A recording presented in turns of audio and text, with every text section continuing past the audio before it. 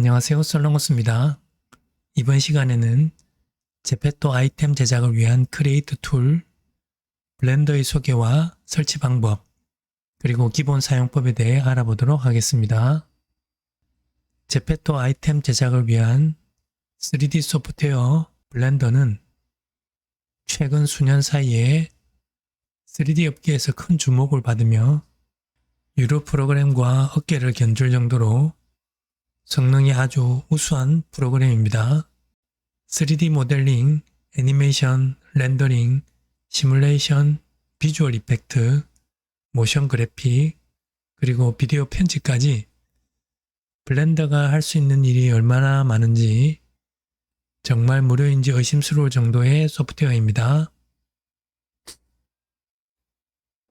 그래서 블렌더는 강력한 성능에 무료라는 메리트로 개인 창작자나 스타트업 회사, 게임 제작사, 그리고 심지어 헐리우드 영화 제작사에서도 블렌더 유저를 우대할 정도로 3D 업계의 일대 격변을 가지고 오고 있는 놀라운 소프트웨어입니다. 더욱이 메타버스 시대에 중요 소프트웨어로 주목을 받아서 구글, 마이크로소프트, 어도비, 애플 등 많은 회사에서 협력과 투자를 받고 있습니다. 그래서 메타버스 시대에 2D, 3D 디자이너뿐만 아니고 크리에이터라면 다룰 줄 알아야 하는 소프트웨어 중에 하나가 될 것이다 라고 예상하고 있습니다. 여기까지 블렌더에 대해 간략히 설명드렸습니다. 다음은 블렌더를 설치해 보도록 하겠습니다. 구글 검색에 이렇게 블렌더라고 검색을 하면 blender.org라는 페이지를 이렇게 확인할 수 있는데요. 이 사이트로 접속을 합니다. blender.org로 접속을 하면 이렇게 블렌더 최신 버전을 다운로드 받을 수 있는 이 페이지로 연결이 됩니다. 다운로드로 갑니다. 자, 이렇게 다운로드 페이지로 가게 되면 현재 최신 버전이 블렌더 4.1.1입니다. 자, 그런데 저의 강의에서 블렌더 애드온을 테스트를 해봤는데 블렌더 4.1 버전에서 작동 안 하는 애드온이 있습니다. 그래서 가급적 블렌더 4.0을 추천을 해드리는데요. 자, 그렇다면 블렌더 4.0은 어디 있느냐? 조금 아래쪽에 보시면 previous 버전이라고 이렇게 표시가 되어 있습니다. 이쪽으로 들어갑니다. 그러면 이전 버전들에 대해서 이렇게 찾아볼 수 있는 그런 곳이 있는데요. 여기 보시면 다운로드 애니 블렌더라고 되어 있죠. 여기로 들어갑니다. 여기로 들어가면 블렌더를 버전별로 이렇게 확인을 할 수가 있습니다. 여기 보시면 블렌더 4.0이라고 되어 있는 곳이 있죠. 여기를 클릭합니다. 자, 이렇게 들어가면 블렌더 4.0 버전들을 다운을 받을 수 있습니다. 자, 그래서 블렌더 4.02에 윈도우 X64 버전이 이렇게 있습니다. 제페토 작업을 하는 데는 블렌더는 인스톨 버전과 압축 파일로 된 zip 파일로 된 버전 어느 쪽을 쓰셔도 제페토 작업하시는 데는 전혀 문제가 없습니다. 일단은 두 개 다 다운을 받도록 하겠습니다. 또 이 영상 아래에 블렌더 4.2 링크가 있으니 그것을 다운받으셔도 되겠습니다. 자, 이렇게 세 개의 파일이 준비되었습니다. 블렌더 애드온을 모아둔 압축 파일이고 블렌더 4.02 인스톨 버전이고요. 확장자는 MSI입니다. 그리고 블렌더 4.02 이것은 압축으로 된 파일입니다. 먼저 블렌더를 인스톨하는 파일부터 설치해 보도록 하겠습니다. 확장자는 MSI입니다. 이것을 더블 클릭합니다. 자, 환영하는 블렌더의 첫 번째 메시지 창이 떴습니다. 자, 설치 마술사죠. 자, 다음으로 넘어갑니다. 자, 라이센스 계약에 동의를 합니다. 자, 그리고 설치되는 위치가 이렇게 표시가 되어 있습니다. 이것을 그대로 쓰도록 하겠습니다. 자, 블렌더 인스톨이 준비되었습니다. 인스톨로 들어가도록 하겠습니다. 자, 변경할 수 있도록 허용하겠습니다.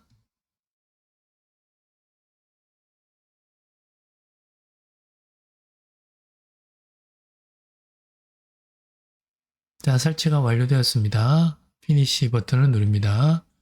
자, 그러면 이 바탕화면에 블렌더 4.0이라는 이런 아이콘이 뜹니다.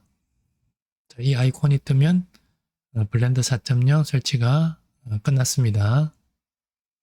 자, 이렇게 하는 것이 인스톨 파일로 블렌더 4.02를 설치하는 거고요. 다음은 압축되어진 블렌더 프로그램을 그대로 압축을 풀고 블렌더를 사용해 보도록 하겠습니다. 자, 확장자 zip으로 되어 있는 이 파일을 선택을 하고 압축 해제 프로그램을 사용하거나 또는 윈도우에 있는 압축 폴더 도구를 이용해서 압축을 해제를 합니다. 압축 풀기를 합니다. 자, 그대로 압축 풀기를 하게 되면 이 폴더 같은 위치에 압축이 풀립니다.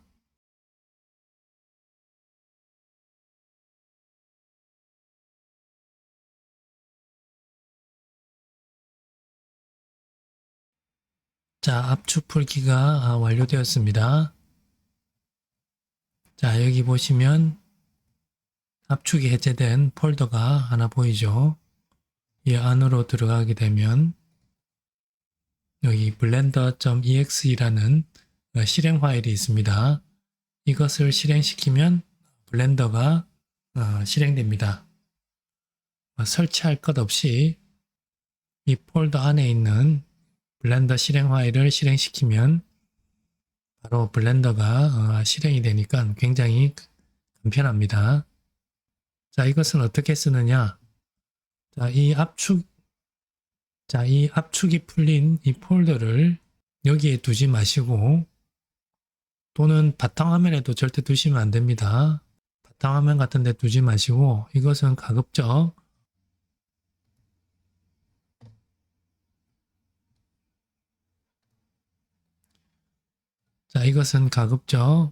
C 드라이버의 프로그램 파일, 이 프로그램이 있는 곳에 같이 위치를 시키거나 프로그램이니까 같이 위치를 시키거나 또는 이 C 루트에 뭐 이렇게 두는 것도 방법입니다. C 드라이버에 이 프로그램 파일은 프로그램들이 이렇게 모여 있는 그러한 공간이죠. 이 위치에다가 이 폴더를 잘라내서 이 공간에다가 붙여넣기를 이렇게 마우스 우클릭을 해서 붙여넣기를 해주시기를 권유드립니다.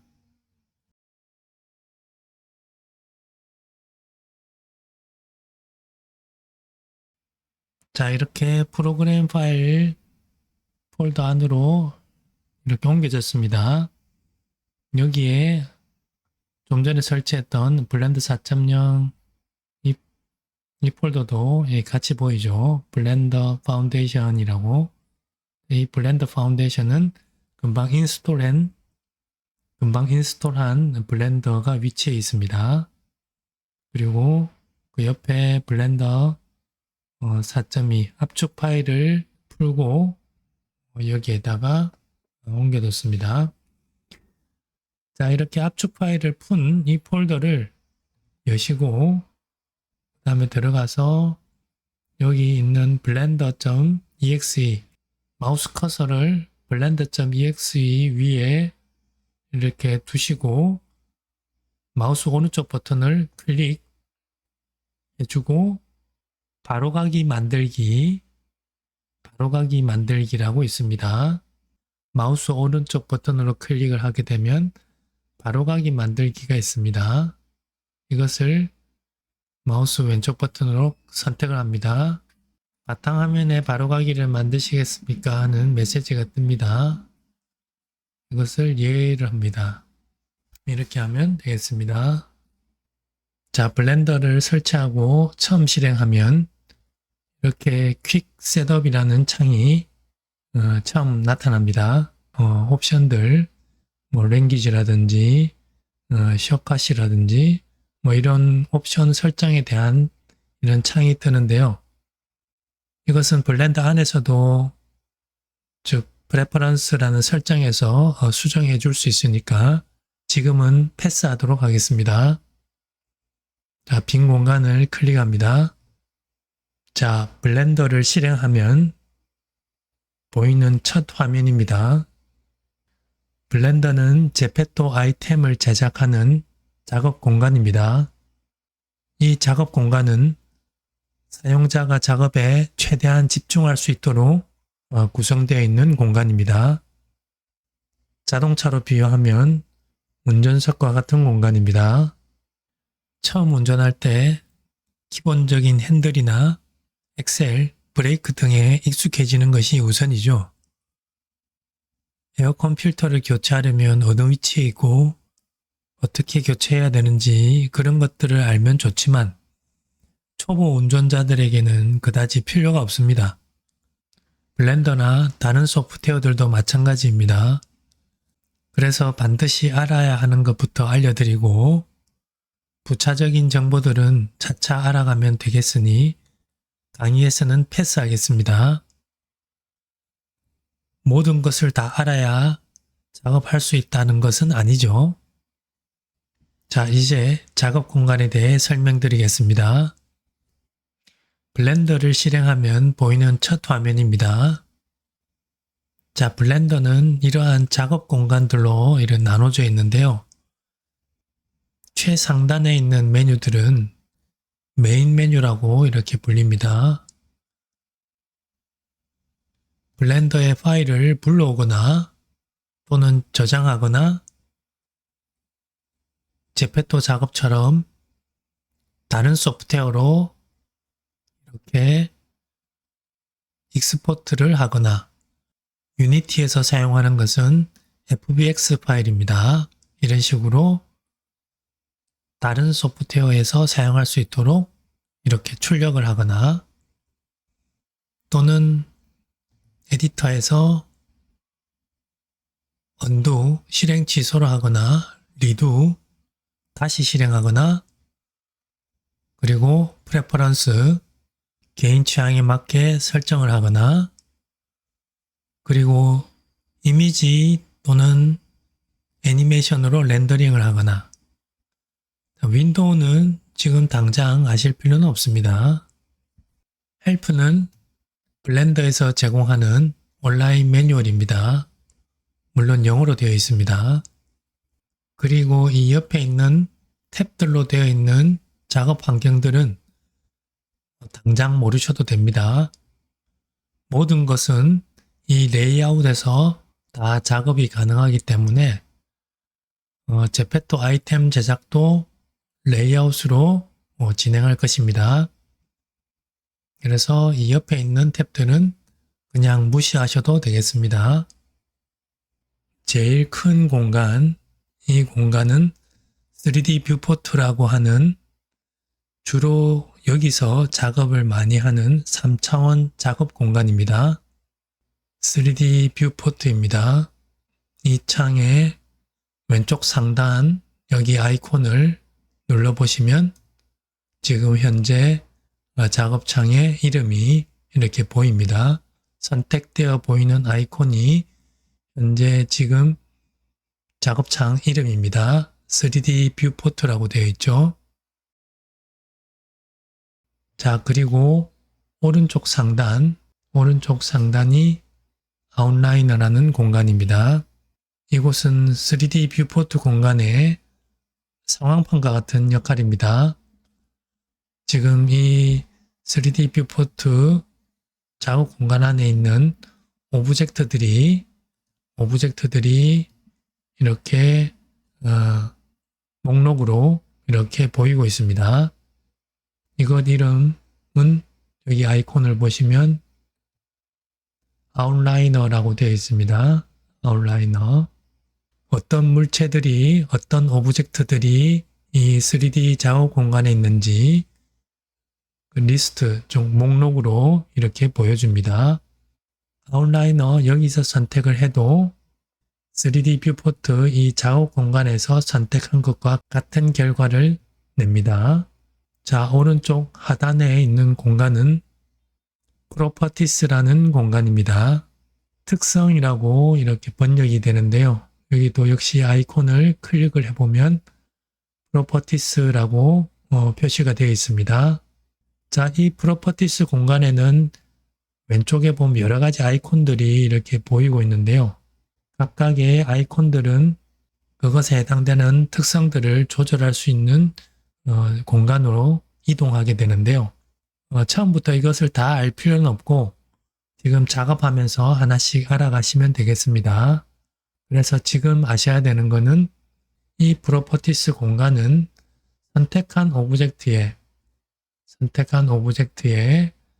자, 선택을 할 때마다 프로퍼티스가 보여지는 게 달라지죠.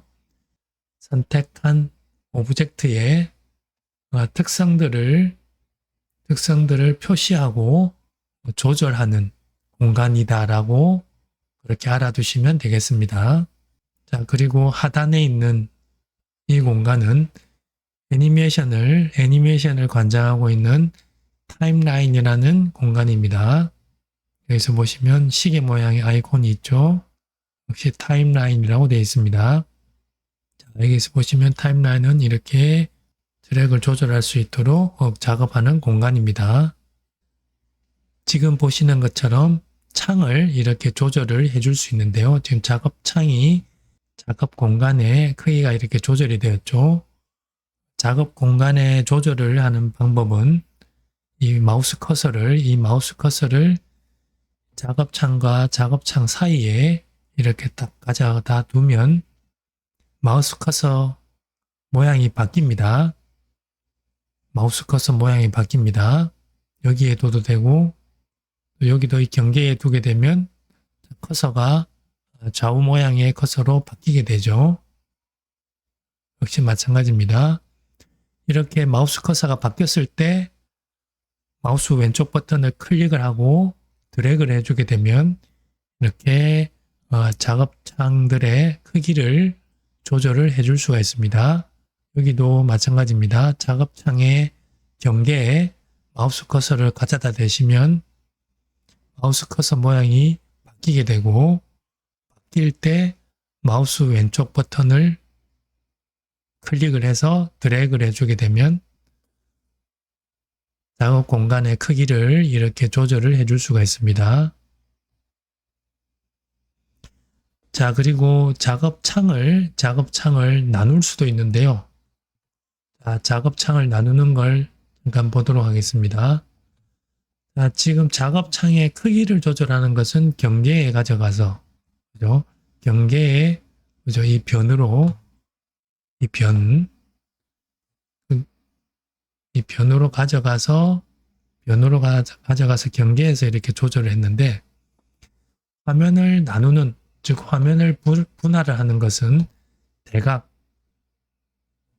대각으로 가서 이 코너 있죠, 코너로 마우스 커서를 이렇게 가져다 대면 쭉 마우스 커서가 이렇게 십자가로 바뀌는 순간이 옵니다. 이렇게 마우스 커서가 십자가로 바뀔 때 마우스 왼쪽 버튼을 클릭을 하고 자, 작업창 안쪽으로 드래그를 해주게 되면 이렇게 창이 분할을 하게 됩니다. 자, 다시 해볼게요. 자, 이 공간에 마우스를 두시고 마우스는 버튼은 아무것도 안 눌렀습니다. 자, 이 공간에서 저 모서리 지점 코너로 이렇게 가져다 대면 이 공간 안에 코너에서 마우스 커서가 십자가로 바뀌는 순간이 있습니다. 마우스 커서가 십자가로 바뀌는 그 순간에 마우스를 왼쪽 버튼을 클릭을 하고 드래그를 해주게 되면 좌우로 하게 되면 좌우 분할이 됩니다. 마우스 왼쪽 버튼을 클릭을 하고 상하로 하게 되면 상하 분할이 됩니다. 여기서도 다시 마우스 커서가 십자가로 바뀌었습니다. 이때 마우스 왼쪽 버튼을 클릭을 하고 아래로 당기게 되면 이렇게 나눠졌습니다. 자, 이렇게 화면이 분할이 됐는데요. 이걸 다시 합치고 싶을 때도 있겠죠. 합치려면 역시 코너로 마우스 커서를 대고 십자가로 바뀔 때 왼쪽 버튼을 클릭을 하고요. 그리고 이번에는 한쪽이 아니고 바깥쪽으로 드래그를 해줍니다. 바깥쪽으로 드래그를 해주게 되면 자, 마우스 커서가 자, 꺽쇠로 이렇게 바뀌었죠. 마우스 커서가 꺽쇠로 바뀌었습니다. 자, 이쪽으로 확장을 할지, 이쪽으로 확장을 할지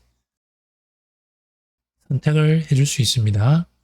요렇게 해주게 되면 화면이 합쳐졌죠. 화면이 합쳐졌습니다.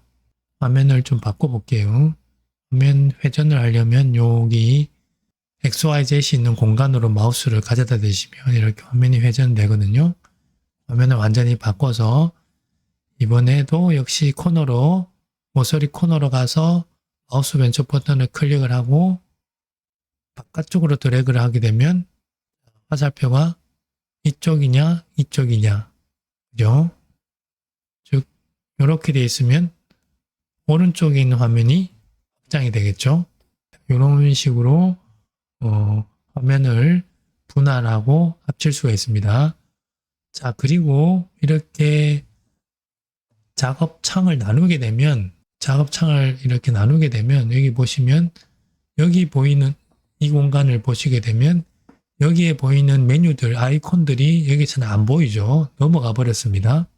작게 하게 되면 이것이 넘어가서 안 보이죠. 그죠? 이쪽 아이콘들이 여기는 안 보입니다. 자, 그럴 때는 어떻게 하느냐? 여기서 나눠서 작업을 해야 되는데 잘 안 보인다. 그럴 경우에는 마우스 커서를 메뉴가 있는 이 공간 안으로 마우스 커서를 가져다 대시고 마우스 중간 휠 있죠. 휠을 돌려보시면 이렇게 메뉴가 슬라이딩이 됩니다. 이렇게 해서 작업창을 나눌 때 메뉴가 잘 안 보인다. 그럴 경우에는 메뉴가 있는 공간으로 마우스 커서를 두시고 그 상태에서 휠을 돌려보시면 메뉴들이 슬라이딩이 됩니다. 이것은 지금 보고 있는 3D 뷰포트 창뿐만 아니고 여러 가지 작업 창들도 역시 마찬가지입니다. 이렇게 휠을 돌려주시면 이렇게 숨어있는 메뉴들이 슬라이딩 되어서 보여지게 됩니다. 그리고 또 작업창이 나눠졌을 때 왼쪽에 보이는 이 툴들이 모여있는 이 툴바도 숨길 수 있거든요. 숨길 수 있습니다. 여기 보시면 뷰에 여기 툴바가 이쪽 툴바입니다. 이것을 끄게 되면 툴바가 슬라이딩 돼서 들어가게 됩니다. 이걸 다시 켜주면 툴바가 이렇게 나타납니다. 단축키가 여기 표시가 되어 있죠. T입니다. T. 단축키가 T입니다. 자, 여기까지 작업창의 크기 조절과 작업창 나누기 그리고 합치기, 작업창이 줄어들었을 때 안 보이는 상단 메뉴 슬라이딩 해보기, 그리고 툴바를 숨기거나 보이게 하기까지 이렇게 알아보았습니다. 자, 다음은 블렌더의 프레퍼런스 설정에 대해 보도록 하겠습니다. 자, 블렌더 최상위 최상위 메뉴에 에디터에 프레퍼런스라고 있습니다. 프레퍼런스. 여기로 들어갑니다.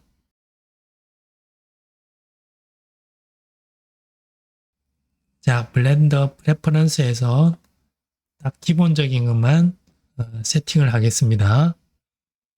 자, 첫 번째로 인터페이스에 레졸루션 스케일이라고 되어 있습니다. 기본 값이 1인데요.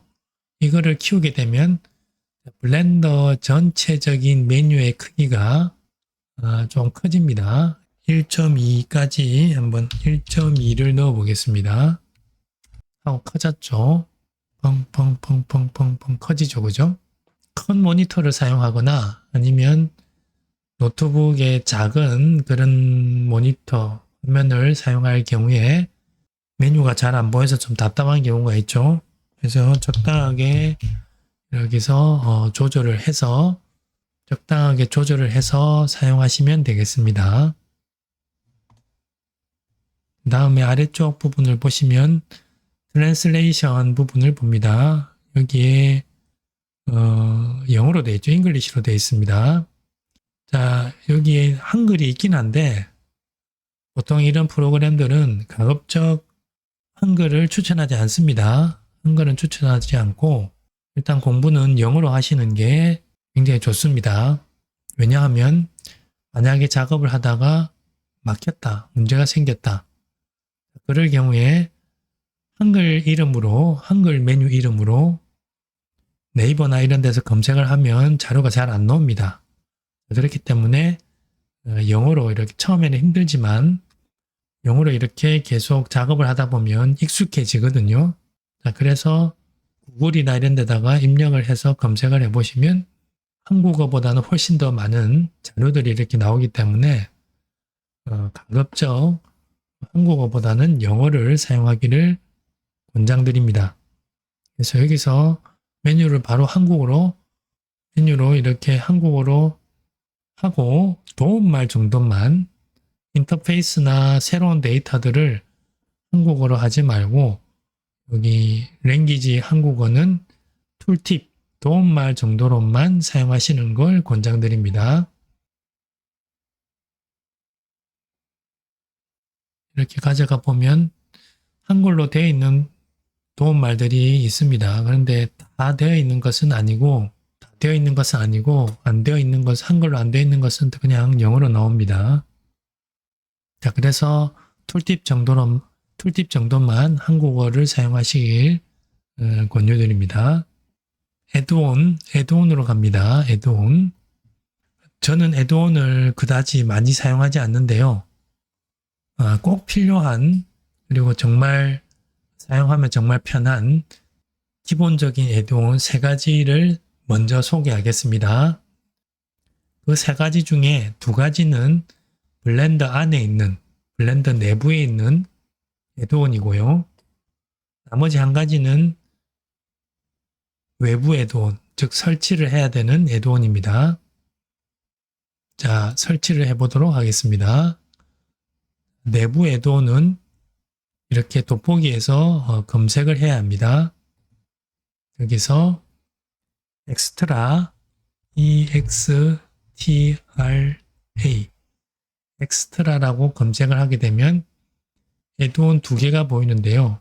이 중에서 Add Mesh 엑스트라 오브젝트 얘를 체크를 해줍니다. 조금 시간이 걸리는데요. 체크를 해주게 되면 얘가 설치를 하면서 엑스트라 오브젝트라는 애드온을 사용할 수가 있습니다. 이 애드온은 메시 메뉴에 이렇게 들어가는 그런 애드온입니다. 자, 그리고 여기 X를 해서 안에 있는 내용을 지우겠습니다. 이번에는 LOOP 루프라고 검색을 하면 메시의 루프 툴이라고 나타납니다. 역시 이것도 체크를 해줍니다.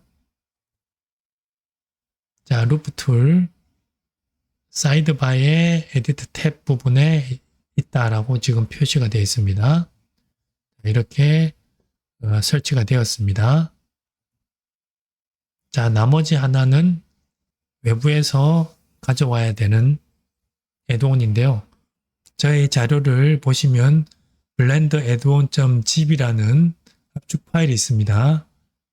이 파일을 압축을 푸시면 blend addon이라고 압축이 풀리면서 edgeflow master.zip 하고 또 데이터 하나가 더 있죠.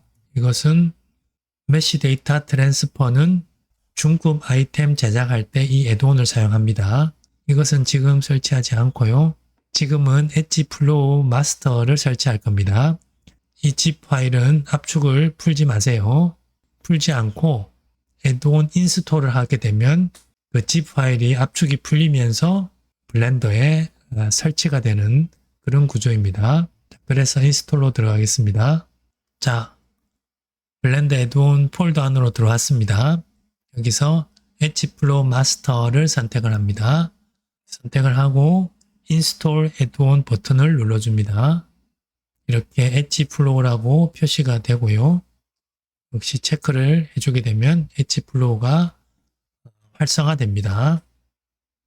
자, 이렇게 3개의 애드온을 설치했습니다. 애드온을 사용하시다가 애드온을 이렇게 제거하고 싶을 경우에는 여기 보시면 리무브를 선택을 해주시면 그 해당되는 애드온이 삭제가 됩니다. 여기를 리무브를 해주시게 되면 이것을 삭제할 거냐, 지금 경로가 여기 있다라고 나오거든요. 그래서 OK를 해주시면 이렇게 애드온이 삭제가 됩니다. 자, 다음은 인풋으로 들어갑니다. 자, 인풋에서 emulate number pad라는 것이 있습니다.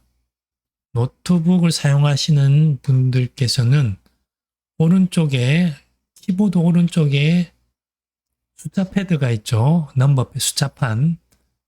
그런데 숫자판이 없는 경우에 에뮬레이터 넘버 패드를 켜주시면 노트북 키보드 상단에 있는 숫자 키를 넘버 패드 키보드로 사용할 수가 있습니다. 다음은 키맵입니다. 자, 키맵에 들어가서 꼭 체크해야 되는 것은 Select All 토글입니다. 이것은 꼭 체크를 해주세요. 자, 그리고 시스템으로 들어가서 Memory and Limit라는 것이 있습니다. 여기서는 언두 스텝을 여기서 설정을 해줄 수가 있습니다. 자, 기본이 32인데요. 컴퓨터 메모리가 조금 좋을 경우에는 이 수치를 조금 더 올려주시면 작업하실 때 언두 횟수가 늘어나기 때문에 좀 편하겠죠. 그래서 32는 너무 작고요. 한 64 정도에서 128까지 올려주시면 좋겠습니다. 자, 그리고 상단에 자, 렌더 디바이스 이것은 사이클 렌더링 이것은 제페토 작업하고는 조금 상관은 없는데 그래도 렌더링 할 때 사용되기 때문에 세팅을 해주시는 게 좋겠습니다. 맥일 경우에는 대체적으로 none으로 되어 있고요. 엔비디아 계열을 사용하고 있다면 지포스일 경우에는 이렇게 쿠다를 선택했습니다. 이렇게 해당이 없을 경우에는 이렇게 표시가 됩니다. 자기 그래픽카드에 맞게 설정을 해주시면 되겠습니다. 이렇게 간략하게 프레퍼런스를 세팅해 보았습니다. 이것은 기본적으로 자동으로 저장이 됩니다. 선 3개 아이콘을 클릭해 보시면 오토세이브 프레퍼런스라고 체크가 되어 있거든요. 이것이 체크가 되어 있으면 그냥 설정만 하고 별다른 세이브 없이 빠져나가시면 되겠습니다. 자, 이제 3D 뷰포트 컨트롤하는 방법에 대해 알아보도록 하겠습니다. 여러분들이 저의 마우스와 키보드 입력을 잘 알 수 있게 하기 위해서 화면에 마우스와 키보드 입력이 표시되는 헤드온을 하나 설치했습니다. 여러분들은 이건 설치하실 필요는 없고요. 보시면 마우스 왼쪽 버튼 클릭, 중간, 오른쪽, 컨트롤, 쉬프트, 화살표 이런 식으로 화면에 표시가 됩니다. 작업하시다가 어떤 키가 들어갔는지 놓쳤다 그러면 이것을 보시면 되겠습니다. 3D 뷰포트 컨트롤하는 방법에 대해 알아볼 건데요. 우선 지금 선택되어져 있는 이 육면체 큐브는 상하 좌우 특징이 없죠. 그래서 이것은 버리고 좀 특징이 있는 그런 메쉬를 사용하도록 하겠습니다.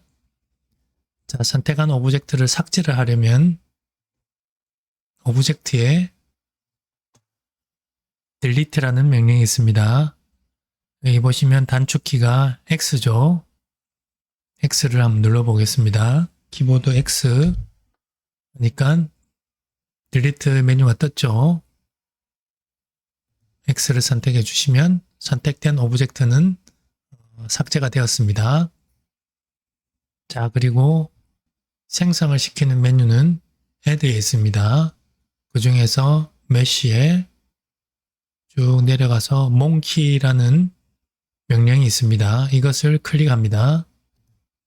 자, 그러면 이런 원숭이 얼굴이 하나 나타납니다. 자, 마우스로 이 3D 작업창 안에 있는 오브젝트들을 컨트롤 해보도록 하겠습니다. 자, 마우스 왼쪽 버튼은 오브젝트를 선택할 때 사용합니다. 자, 빈 공간을 클릭을 하게 되면 선택한 오브젝트가 해제가 됩니다. 그리고 다시 여기를 선택을 하면 얘가 뭘까? 아웃라인에 보시면 카메라라고 되어 있죠. 아, 이게 카메라구나 하고 알았습니다. 자, 이것은 보시면 라이트죠. 라이트라고 표시되어 있습니다. 몽키를 선택하니까 몽키가 선택이 되었습니다. 이렇게 선택을 하면 다른 오브젝트들은 선택 해제가 되고 마우스 왼쪽 버튼으로 클릭한 그 대상이 선택이 됩니다. 자, 다중으로 선택하고 싶으실 경우에는 Shift 키를 누르면서 마우스 왼쪽 버튼으로 클릭을 하면 다중 선택이 됩니다. 자, 마우스 왼쪽 버튼은 여기 툴바에 보시면 툴바에서 활성화되어 있는 것이 지금 셀렉트 박스입니다. 그래서 지금 마우스 왼쪽 버튼이 셀렉트 기능이 활성화된 것입니다. 다른 것들은 조금 이따가 설명드리겠습니다. 자, 그리고 마우스 중간 버튼은 이 3D 뷰포트 작업 공간을 회전을 시켜줍니다. 자, 중간 버튼이 휠일 경우에는 휠을 돌려보시면 이렇게 줌인 줌아웃이 이렇게 됩니다. 자, 그리고 Shift 키를 누르고 마우스 중간 버튼으로 클릭을 한 상태에서 드래그를 해주게 되면 화면이 이렇게 이동을 하게 됩니다. 컨트롤 키를 누르고 마우스 중간 버튼으로 누른 상태에서 위아래로 위를 하게 되면 이렇게 카메라가 근접을 하죠. 줌인 아래로 내리게 되면 줌아웃, 위로 올리면 줌인이 되고 아래로 내리면 줌아웃이 됩니다. 자, 휠을 돌렸을 때하고는 조금 다르죠. 휠을 돌리게 되면 턱턱턱턱 이렇게 튀면서 이렇게 줌인, 줌아웃이 됩니다. 자, 그런데 중간 버튼이 없는 경우에는 오른쪽 상단을 보시면 여기 XYZ이라고 되어 있는 공간이 있죠. 자, 이것은 내비게이터라고 불리는 도구인데요. 자, 이쪽으로 커서를 가져다 대시면 회색 동그라미가 이렇게 나타납니다.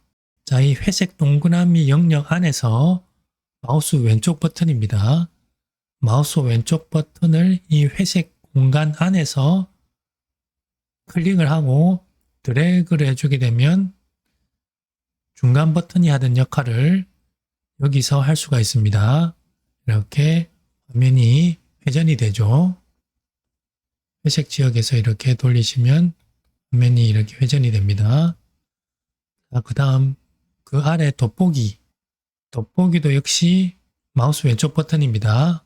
마우스 왼쪽 버튼으로 돋보기를 클릭을 하고 드래그를 해주게 되면 줌인 줌아웃이 이렇게 됩니다. 자, 그 다음 그 아래에 있는 손바닥, 이것도 역시 마우스 왼쪽 버튼으로 누르고 드래그를 해주게 되면 화면 이동이죠. 자, 그 아래는 카메라입니다. 카메라 뷰. 여기 있는 카메라가 있죠. 카메라에서 보는 뷰입니다. 이렇게 카메라에서 보는 뷰입니다. 한 번 더 누르면 유저 퍼스펙티브 뷰입니다. 유저 퍼스펙티브 뷰. 지금 이 작업창에서 보는 뷰입니다. 자, 그리고 그 아래는 지금 상태는 퍼스펙티브 상태입니다. 즉 소실점이 있는, 원근감이 있는 그런 뷰고요. 한 번 더 누르면 오소그라픽 뷰입니다. 여기 보시면 오소그라픽 뷰죠. 이것은 소실점이 없고 전체 다 평행한 상태로 이렇게 보여주는 그런 뷰입니다. 자, 그리고 평면 뷰, 정면 뷰, 후면 뷰 이런 식으로 보고 싶을 경우에는 이 공간에서 이 XYZ이라고 되어 있는 이 공간에서 할 수가 있습니다. 지금 보시면 XYZ이라고 되어 있죠. XYZ. X는 붉은색으로 표시가 되어 있고 Z는 푸른색으로 되어 있습니다. Y는 녹색으로 표시가 되어 있죠. 자, 그래서 여기 작업창에서 보시면 붉은색 선, 이쪽이 X축이고 녹색 선이 Y축입니다. 같은 방향이죠.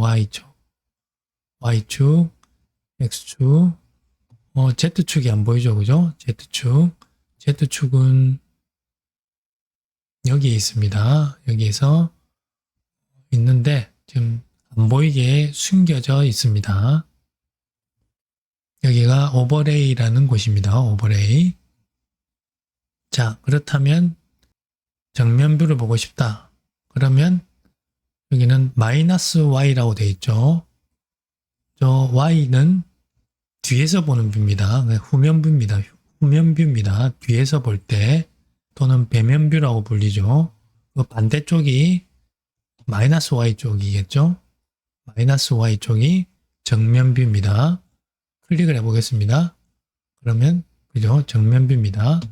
여기서는 마이너스 Y라고 되어 있고 그 다음에 왼쪽에 보시면 프론트 오소그라픽이라고 되어 있죠. 즉 정면에서 보는 뷰다라고 표시가 되어 있습니다.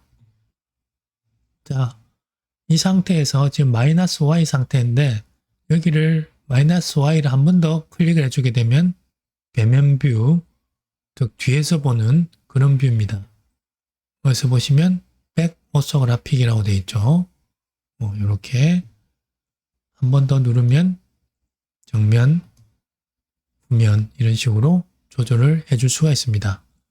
역시 X를 누르면 이쪽 오른쪽에서 보는 라이트 오소그라픽이라고 되어 있죠.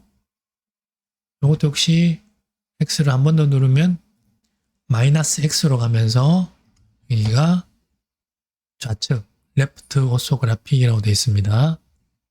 Z축을 누르면 평면도 평면뷰가 됩니다. 평면뷰 한 번 더 누르면 아래에서 보는 저면뷰가 되겠습니다.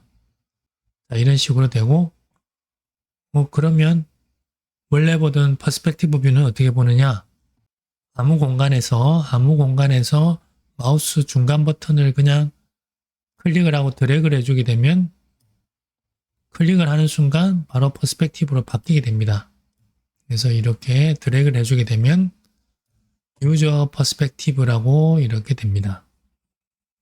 자, 그래서 정면 뷰, 측면 뷰 이런 식으로 할 경우에는 자, 화면 나누기를 배웠죠. 그죠? 화면 나누기를 이렇게 쭉 나눠서 이쪽은 뭐 이렇게 오른쪽을 보고 이쪽에서는 퍼스펙티브를 보고 보는 나눠서 여기서는 카메라 뷰로 이렇게 고정을 해서 보고 이런 식으로 각각 작업창들을 나눠서 뷰를 나눠주고 이렇게 모델링 작업을 할 때 종종 사용을 합니다. 이런 식으로 뷰를 컨트롤합니다. 자, 그리고 이 메뉴들은 여기 뷰 메뉴로 들어가게 되면 여기서 바로 직접적으로 또 컨트롤할 수 있습니다. 뷰 포인트를 보시면 카메라에서 보시면 탑, 프론트, 백, 라이트, 레프트가 있죠. 자, 여기서 보시면 넘버 패드라고 되어 있죠. 넘버 패드. 즉 여기가 숫자판을 이용을 해서 단축키로 이 뷰포트를 컨트롤합니다. 보시면 1번이 프론트, 3번 라이트, 뭐 7번 탑, 컨트롤 7번을 누르면 버튼 전면뷰로 되고 컨트롤 1번을 누르면 그죠? 후면뷰가 됩니다. 컨트롤 3번을 누르면 좌측에서 보는 이런 식으로 되게 됩니다. 5번을 누르면 퍼스펙티브와 오소그래픽 뷰 이런 식으로 조절을 할 수가 있습니다. 그 다음에 뷰도 그 사이에 있는 버튼들을 누르게 되면 2번, 2번, 2번 이런 식으로 8번, 4번, 6번 이런 식의 뷰 컨트롤을 이 숫자판으로 이렇게 할 수 있습니다. 그런 것들이 여기서 뷰 포인트에서 조절을 할 수 있도록 되어 있습니다. 3D 상태를 이렇게 보여주는 여러 가지 디스플레이가 있는데요. 그 중에 하나가 상단에 보시면 뷰, 셀렉트, 애드, 오브젝트 그 다음에 안 보이는 옆으로 간 것들은 마우스 중간 버튼, 즉 휠 마우스 버튼을 이렇게 돌려보시면 메뉴가 이렇게 슬라이딩 된다라고 말씀을 드렸죠. 자, 그 중에서 여기 보시면 마우스 커서를 이렇게 가져다 대시면 쇼 오버레이라는 것이 있습니다. 이 쇼 오버레이를 한번 꺼봅니다. 꺼보면 화면에 있던 그리드라든지 X축, Y축이라든지 이런 것들이 다 사라진 상태가 되죠. 이 쇼 오버레이는 즉 이것은 오버레이라는 것인데요. 이 3D 오브젝트 위에 작업하기 좋게 여러 가지 와이어 상태라든지 버텍스 상태 그러한 것들을 이렇게 덮어서 오버레이를 해서 보여주는 그런 기능입니다. 그래서 오브젝트 모드, 특히 에디트 모드로 하게 되면 이렇게 버텍스, 엣지 이런 것들이 보이죠. 버텍스 또는 엣지 이런 식으로 보여지는데 또 오버레이를 여기도 또 오버레이가 있죠. 끄게 되면 그런 것들이 다 사라져서 3D 상태만 보여줍니다. 3D를 구성하는 여러 가지 정보들, 표면상에 보여주는 정보들을 원장하고 있기 때문에 이 부분을 꺼버리시면 그런 것들이 다 안 보이게 됩니다. 이 쇼 오버레이는, 즉 오버레이는 이 4.0 이하에서는 여기서 다 담당을 했습니다. 즉 오브젝트 모드에서는 오버레이가 위쪽에 있는 것들은 오브젝트 모드에서 보여주는 거고 아래쪽에 있는 것들은 아래쪽에 이제 예를 들어서 이걸 에디터 모드로 바꾸게 되면 여기에 추가적으로 에디터 모드 관련되는 것들이 이제 뜨게 돼요. 에디터 모드로 이렇게 바꾸게 되면 오버레이에 가서 보면 요 기존에 있던 거 플러스 메시 에디트 모드에서 이렇게 에디트 모드에 들어가는 것들 추가적으로 이렇게 보여줬습니다.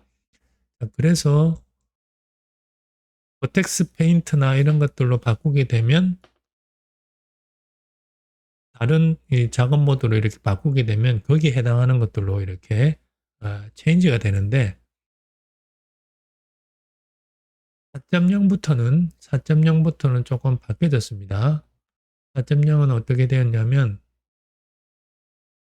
오브젝트 모드는 같습니다. 쇼 오버레이에서 거의 같게 나오는데 오브젝트 모드가 아닌 다른 작업 모드의 경우에 에디트 모드나 가장 대표적인 게 에디트 모드이거든요.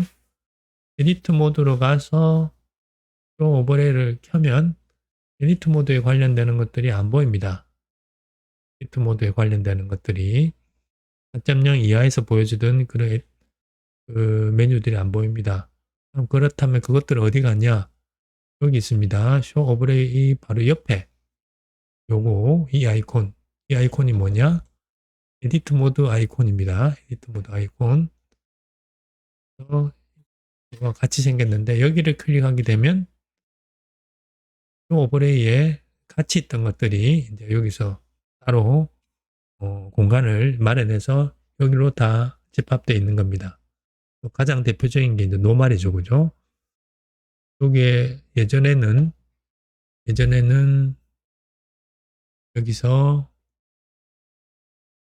오브레이 아래쪽에 쭉 내려가서 그죠? 노말 부분을 이렇게 체크를 해주거나 그렇게 했었는데 이것이 갑자기 4.0에서는 4.0 이상에서는 여기 4.0 이상에서는 이제 안 보이는 거죠. 그것이 이제 그 옆에 있는 아이콘 아래로 들어가시면 여기서 이렇게 확인을 할 수가 있습니다. 그래서 노말 부분은 여기서 이렇게 노말을 체크를 해서 볼 수도 있고 또는 이 베이스 오리엔테이션을 체크를 해주게 되면 푸른색 부분은 노말이 제대로 정상인 부분이고 붉은색 부분은 노말의 노말의 반대쪽에 있는 그런 식으로 이제 보여지기 때문에 필요에 따라서 이렇게 보셔도 되고 또는 노말을 체크를 해서 이렇게 보셔도 되겠습니다.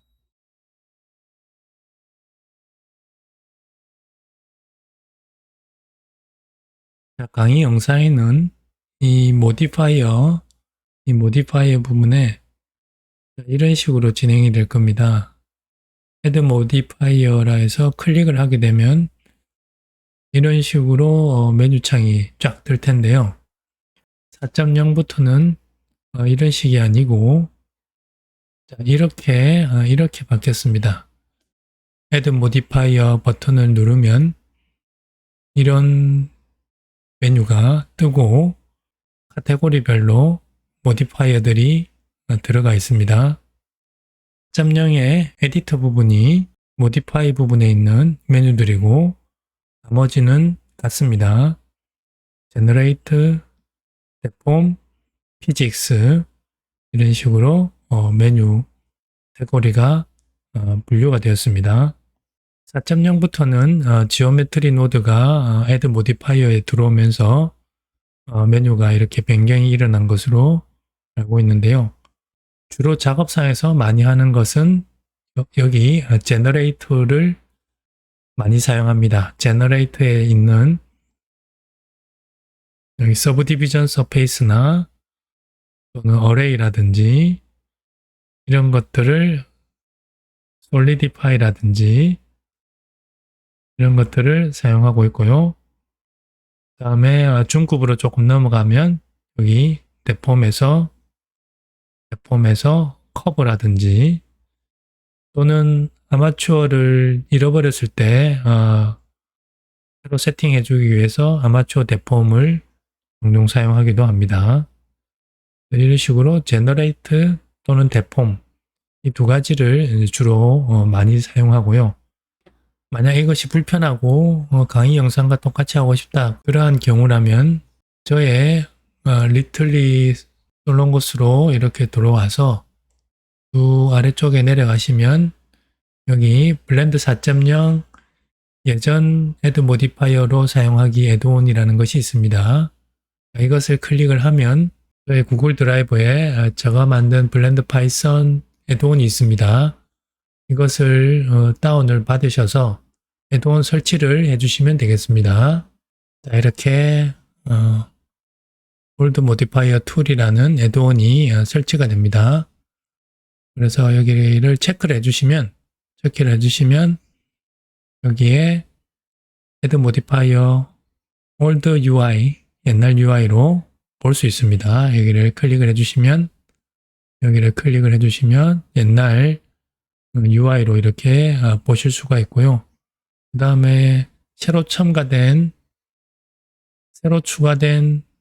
지오메트리 노드 부분은 이 아래쪽에 이렇게 같이 붙여놨습니다. 이런 식으로 해서 사용을 하시면 이렇게 되겠습니다. 자, 그리고 오브젝트를 컨트롤하는 것을 배워보도록 하겠습니다. 오브젝트를 컨트롤하는 것은 이 툴바에서 왼쪽에 보시면 툴바에서 담당을 하고 있는데요. 툴바의 최상단이 좀 전에 설명드렸다시피 셀렉트 박스였죠. 오브젝트를 선택할 때 마우스 왼쪽 버튼으로 이렇게 클릭을 하게 되면 오브젝트가 선택이 되었습니다. 자, 그런데 오브젝트를 이동을 시키고 싶다. 선택된 오브젝트를 이동을 시키고 싶다. 그러면 그 아래쪽에 있는 Move라는 툴이 있습니다. Move 툴을 선택을 하게 되면 선택된 오브젝트에 이런 식의 조절자가 나타나게 됩니다. 여기서 보시면 빨간 화살표는 X축이구나. 파란색은 Z축이구나. 녹색은 Y축이구나. 하고 각각의 방향에 맞게 이런 식으로 색깔로 그리고 화살표로 표시가 되어 있습니다. 자, 그래서 X축으로 이동을 하고 싶을 경우에는 붉은색 화살표를 마우스 왼쪽 버튼으로 클릭을 하고 드래그를 해주게 되면 이렇게 X축으로 또는 녹색을 선택을 해주게 되면 Y축으로 또는 Z축을 선택을 해주게 되면 Z축으로 위아래로 이렇게 이동을 할 수가 있습니다. 자, 이런 식으로 조절을 하는데 좀 숫자로 조절하고 싶다. 정확하게 수치에 맞춰서 조절하고 싶을 경우에는 여기 보시면 뷰에 사이드바라고 있습니다. 사이드바. 지금 여기가 툴바죠. 툴바인데 옆 아래에 사이드바가 있습니다. 사이드바를 활성화시키면 오른쪽에 사이드바가 뜨면서 아이템 탭에 트랜스폼이라는 곳에 이런 로케이션, 로테이션, 스케일 이렇게 위치와 회전과 크기를 표시하는 이런 곳이 나타납니다. 그래서 지금 좀 전에 마우스로 이렇게 드래그를 하면서 조절했는데 그것이 아니고 정확하게 마이너스 0.5로 해주고 싶다. 그럼 0.5라고 입력을 해주시면 그 X축에 0.5라고 입력이 됩니다. Y축으로 마이너스 0.1 그리고 Z축으로 0.6 이런 식으로 입력을 하게 되면 정확히 그 위치에 선택된 오브젝트가 위치를 하게 됩니다. 자, 이런 식으로도 조절을 해줄 수가 있습니다. 자, 그리고 회전은 그 이동 아래에 있습니다. 이동 아래에 로테이트라고 되어 있는 이곳을 선택을 해주시면 역시 로테이트 관련된 조절자, 이걸 뭐 기즈모라고도 불리는데요. 이 조절자가 나타나서 빨간색은 X축 방향, 녹색은 Y축 방향, 파란색은 Z축 방향 이런 식으로 회전을 로테이션을 시켜줄 수 있습니다. 역시 여기도 숫자로 조절을 해줄 수가 있습니다. 정확하게 11 마이너스 10 이런 식으로 수치로 입력을 해서 회전값을 줄 수가 있습니다. 그 다음에 그 아래에 스케일 보게 되면 여기에 화살표가 아니고 사각형 모양으로 이렇게 표시가 되어 있는 스케일을 조절하는 조절자입니다. 역시 X축으로 빨간색을 선택을 하고 마우스 왼쪽 버튼으로 빨간색을 선택을 하고 드래그를 해주게 되면 이렇게 X축으로 이렇게 스케일이 커졌죠. 또는 줄어들거나 Y축으로 이런 식으로 조절을 해줄 수가 있습니다. 지금 이렇게 간단하게 설명을 드렸는데요. 간단하게 설명드린 이유가 블렌더에서는 이것을 잘 사용하지 않습니다. 이것을 잘 사용하지 않고 단축키를 굉장히 많이 씁니다. 이동, 회전, 크기만큼은 단축키를 이용을 해서 사용하면 굉장히 작업의 능률이 오릅니다. 굉장히 편하고 익숙해지기만 하면 굉장히 편하고 굉장히 작업 속도가 빨라집니다. 그래서 단축키를 이용을 한 이동, 회전, 크기 조절을 꼭 추천을 드립니다.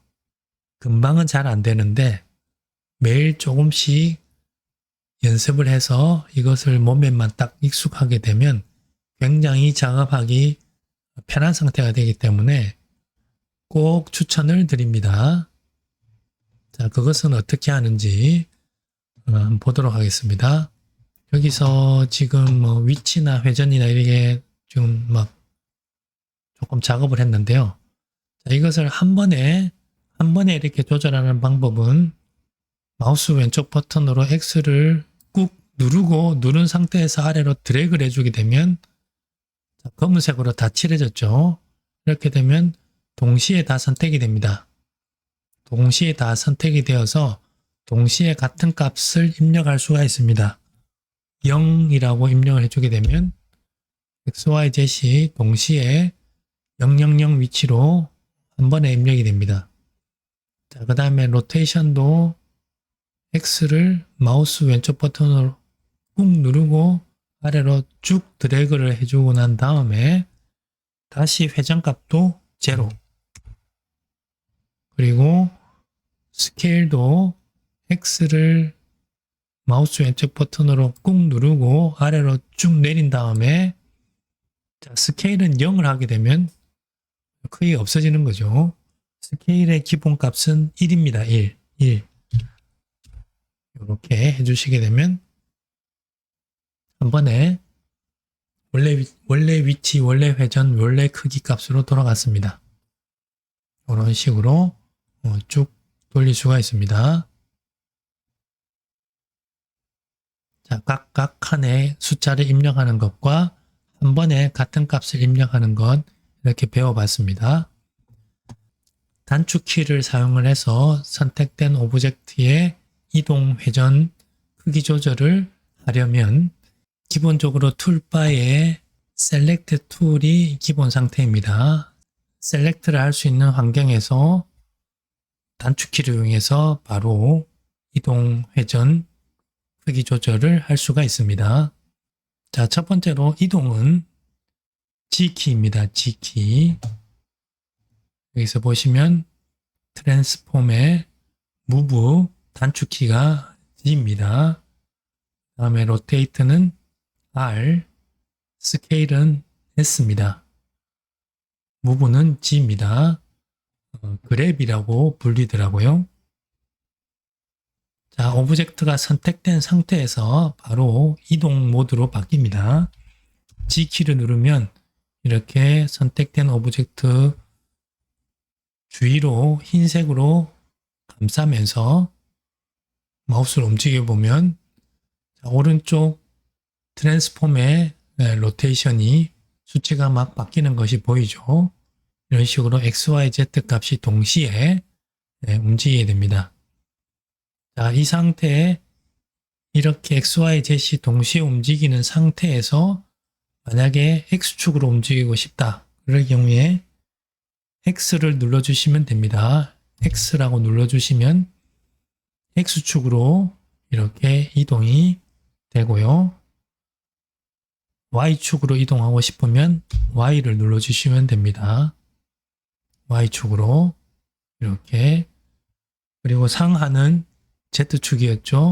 Z를 누르게 되면 이렇게 아래 위로 상하로 이렇게 움직입니다. 그래서 X, Y, Z 이런 식으로 조절을 해줄 수가 있습니다.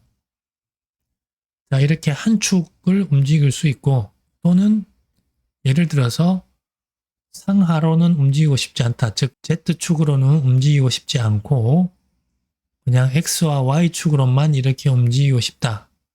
그럴 경우에는 상하인 Z축을 락을 걸 수 있습니다. 락을. 어떻게 락을 거냐면 Shift 누르면서 Z라고 하게 되면 Z축으로는 락이 걸리고, 즉 Z축으로는 전혀 움직이지 않고 이렇게 XY로만 움직이게 됩니다. XY로만 이런 식으로. 또는 Shift X를 하게 되면 X축으로는 전혀 변화가 없고 YZ로만 하죠. Shift Y를 해주게 되면 Y축으로는 전혀 변화가 없고 X하고 Z만 움직입니다. 이것은 굉장히 유용하게 작업을 할 수가 있습니다. 자, 마우스 우클릭을 하게 되면 이렇게 빠져나가고요. 그 다음 R키는 회전입니다. R키 역시 이렇게 XYZ축이 동시에 이렇게 회전이 되죠. 역시 이것도 X키 누르면 X축으로만, Y키를 누르면 Y축으로만, Z키를 누르면 Z축으로만 이렇게 회전이 됩니다. 자, 그 다음 스케일은 S키죠. S키를 하게 되면 스케일이 세 축이 동시에 이렇게 조절이 되었습니다. 역시 X축으로, Y축으로, Z축으로, 또는 Z축은 움직이지 말고 아까 로케이션과 비슷하죠. Z축을 락을 걸면 X하고 Y로만 이렇게 조절, 또는 X축을 락을 걸면 X축은 고정이 되고 Y하고 Z로만 이런 식으로 조절을 할 수 있습니다. 이런 식으로 이동, 회전, 크기 조절을 이렇게 단축키를 이용하게 되면 굉장히 효율적으로 작업을 해줄 수가 있습니다. 자, 여기까지 블렌더의 기본적인 사용 방법에 대해 알아보았습니다. 감사합니다.